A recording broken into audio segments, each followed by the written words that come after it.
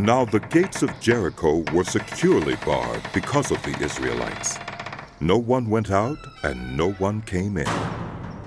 Then the Lord said to Joshua, "See, I have delivered Jericho into your hands, along with its king and its fighting men.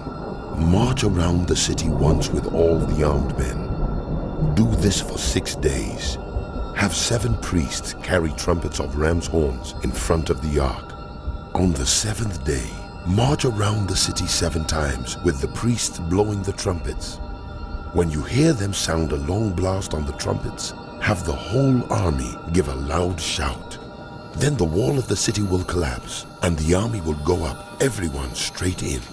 So Joshua son of Nun called the priests and said to them, "Take up the Ark of the Covenant of the Lord, and have 7 priests carry trumpets in front of it." And he ordered the army, "Advance! March around the city with an armed guard, going ahead of the Ark of the Lord."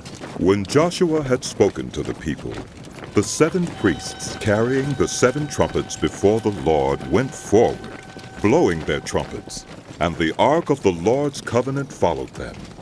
The armed guard marched ahead of the priests who blew the trumpets, and the rear guard followed the ark. All this time the trumpets were sounding, but Joshua had commanded the army, "Do not give a war cry. Do not raise your voices. Do not say a word until the day I tell you to shout. Then shout!" So he had the ark of the Lord carried around the city, circling it once.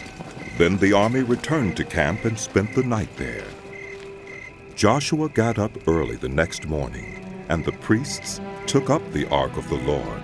The 7 priests, carrying the 7 trumpets, went forward, marching before the ark of the Lord and blowing the trumpets. The armed men went ahead of them, and the rear guard followed the ark of the Lord while the trumpets kept sounding. So on the 2nd day they marched around the city once and returned to the camp. They did this for 6 days. On the 7th day they got up at daybreak and marched around the city 7 times in the same manner, except that on that day they circled the city 7 times. The 7th time around, when the priests sounded the trumpet blast, Joshua commanded the army, "Shout! Shout! For the Lord has given you the city. The city and all that is in it are to be devoted to the Lord. Only Rahab the prostitute and all who are with her in her house shall be spared, because she hid the spies we sent.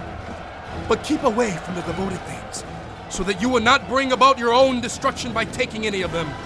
Otherwise, you will make the camp of Israel liable to destruction and bring trouble on it. All the silver and gold and the articles of bronze and iron are sacred to the Lord and must go into his treasury." When the trumpet sounded, the army shouted, and at the sound of the trumpet, when the men gave a loud shout, the wall collapsed. So everyone charged straight in, and they took the city. They devoted the city to the Lord and destroyed with the sword every living thing in it, men and women, young and old, cattle, sheep, and donkeys. Joshua said to the 2 men who had spied out the land, "Go into the prostitute's house and bring her out and all who belong to her, in accordance with your oath to her."